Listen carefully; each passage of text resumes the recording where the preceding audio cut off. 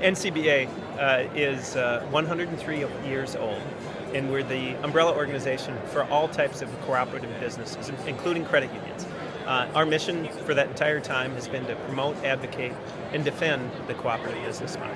And the way that we do that really is through advocacy and public awareness. And then we create that content to make sure that we can advocate for the cooperative business model, and so that we can really make sure that the public is aware of that cooperative distinction, or as Jim Nussel would say, those cooperative superpowers.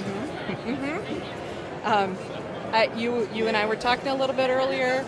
You've been doing a deep dive into the cooperative principles. Yeah. What have you discovered? Well, we have. So I'm going to back up a little bit. And about 3 years ago, our board, which includes representation, there's 4 actually, credit union reps on our board, including CUNA itself, they did a kind of a strategic visioning, and they asked, what could NCBA do to help cooperatives and credit unions create an even better world? All right, so that big.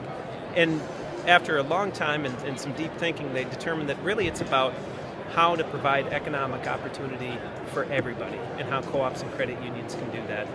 In other words, how they can create a more inclusive economy, an economy that's participatory, that's equitable, that's sustainable, that's stable, and that grows for everyone. Along those lines, we've been working around, diversity and equity, which is so key, because we know, the statistics tell us in terms of both income and wealth generation that not all communities, are participating in this economy as much as everybody else. And that's the way it's been, sadly, in the United States, and in many ways it's not getting much better. So I read with great interest at the beginning of February the column from then Chair Marie Smith on suggesting that maybe we have an 8th cooperative principle that would add on to the current 7, and that would make clear the priority that cooperative businesses be diverse, that they look at equity in everything that they do. That led me to look at the current 7 principles, and actually to engage in a conversation by email and then by phone with Maurice, who I'm just such a huge fan of.